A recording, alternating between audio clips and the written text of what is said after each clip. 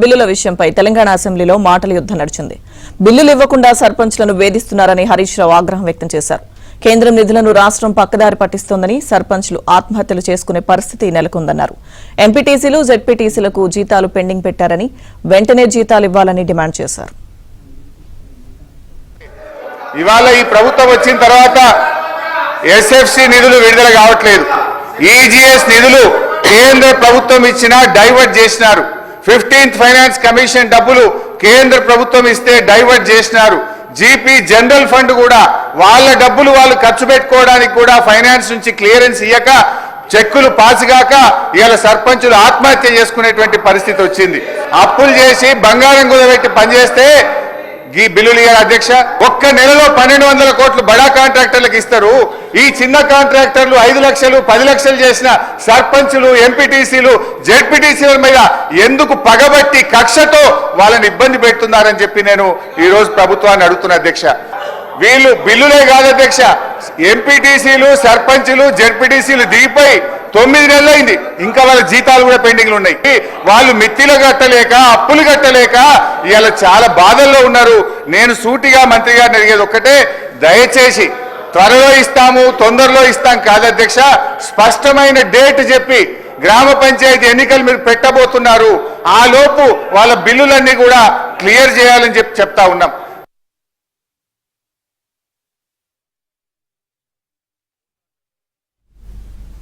అసెంబ్లీలో హరీష్ రావు వ్యాఖ్యలను కాంగ్రెస్ సభ్యులు అడ్డుకునే ప్రయత్నం చేశారు. దీంతో కాంగ్రెస్ సభ్యుల తీరుపై హరీష్ రావు సెటైర్లు వేశారు.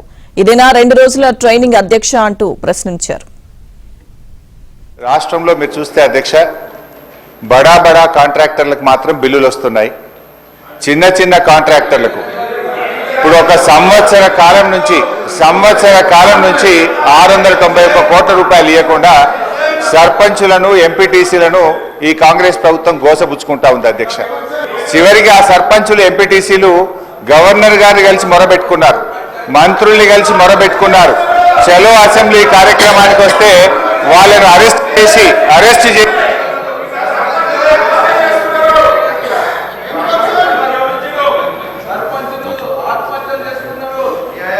స్పీకర్ సార్, సభను కొంచెం ఆర్డర్లో పెట్టండి. స్పీకర్ సార్, 2 రోజులు మొన్ననే ట్రైనింగ్ ఇచ్చింది, ఇదేనా సార్ ట్రైనింగ్?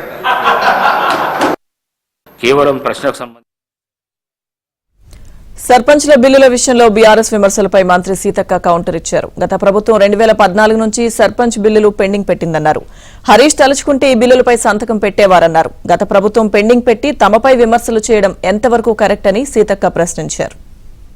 మేము వచ్చిన తర్వాత సర్పంచ్లు ఫిబ్రవరి నెలలో వాళ్ళ కాలం అయిపోయింది సార్. అప్పటి తర్వాత మళ్ళీ ఈ రాష్ట్ర ప్రభుత్వము కులగణన చేసి మరి మేమెంతో మాకంత రిజర్వేషన్ తీసుకురావాలనే ఉద్దేశంతో ఎలక్షన్స్ జరగకపోవడం మూలంగా కొద్దిగా గ్రామాలలో కొన్ని సమస్యలు అయితే ఉన్నమాట వాస్తవం.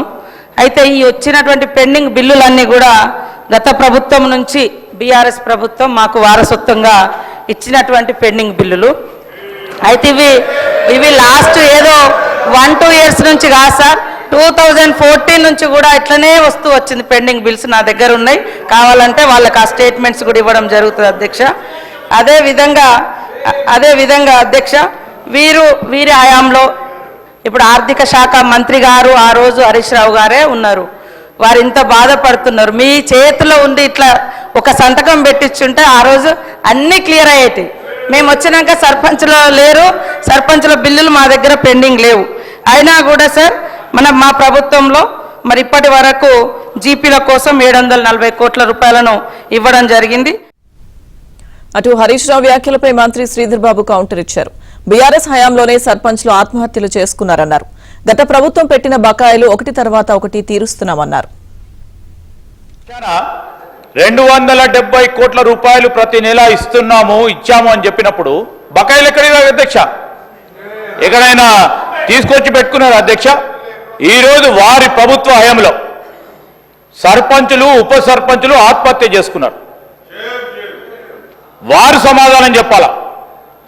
ఈరోజు మా పంచాయతీరాజ్ శాఖ మంత్రివర్యులు చెప్పారు, ఏ విధంగానైతే బకాయిలు మా నెత్తిపైన పెట్టి వారి ప్రభుత్వం ఆ రోజు మేము తీసుకున్న వారసత్వాన్ని ఒకటి తర్వాత ఒకటి పూరించే ప్రయత్నం చేస్తూ ఉన్నాం. ఈరోజు కూడా సర్పంచ్లకు కానీ ఎంపీటీసీలకు సంబంధించింది కానీ జెడ్పీటీసీలకు సంబంధించిన ఏవైతే బకాయిలు గత ప్రభుత్వాలు ఇవ్వకుండా పోయినాయో ఒకటి తర్వాత ఒకటి పూరించే కార్యక్రమం చేస్తూ ఉన్న సందర్భాన్ని ఈరోజు మరొక్కసారి మా గౌరవ సర్పంచులు మాజీ సర్పంచ్లకి ఇతర సభ్యులకు కూడా మేము మీ ద్వారా తెలియజేస్తా ఉన్నాం అధ్యక్ష. ఇంకోటి కూడా టూరిజం మీద చర్చించడానికి ఏముందని బీఆర్ఎస్ ఎమ్మెల్యే కౌశిక్ రెడ్డి ప్రశ్నించారు. తెలంగాణలో 2 టూరిజంలు పెరిగాయని, ఒకటి ఢిల్లీ టూరిజం, రెండవది జైలు టూరిజం అన్నారు. అందువల్ల అసెంబ్లీలో టూరిజం మీద చర్చ అవసరం లేదని, లగచర్ల రైతుల ఇష్యూపైనే చర్చ జరగాలన్నారు. టూరిజం మీద ఏమున్నది భయ్? 2 పాయింట్లు ఉన్నాయి టూరిజం మీద. ఢిల్లీ టూరిజం పెరిగింది, జైల్ టూరిజం పెరిగింది తప్పితే ఇంకేమైనా టూరిజం పెరిగిందా అని నేను అడుగుతా ఉన్నాను. ఇలా టూరిజం మీద ఏముంటుంది చర్చ? ఇలా రేవంత్ రెడ్డి గారు ముఖ్యమంత్రి హోదాలో 30 సార్లు వేరు, మంత్రులు రేవంత్ రెడ్డి గారు అందరు కలిస్తే 100 సార్లు టూరిజం ఎడికి చేసారు, ఢిల్లీకి చేసారు తప్పితే. కానీ ఢిల్లీ నుంచి ₹1 తీసుకొచ్చింది లేదు తెలంగాణకి ఇప్పటిదాకా. అలా ఢిల్లీ టూరిజం, జైల్ టూరిజం తప్పితే ఏమీ నడుస్తలేదు తెలంగాణలో. కాబట్టి ఆ టూరిజం చర్చ అవసరం లేదు. లగచర్ల రైతులని 34 రోజుల నుంచి ఎందుకు ఇచ్చిపెట్టలేదనే చర్చ జరగాలి. ఇది ఒక టెర్రరిజం లాగా నడుస్తూ ఉంది. ఈ రేవంత్ రెడ్డి గారి ప్రభుత్వం ఒక టెర్రరిజం నడిపినట్టు నడుపుతా ఉన్నారని చెప్పి సందర్భంగా తెలియజేస్తారు.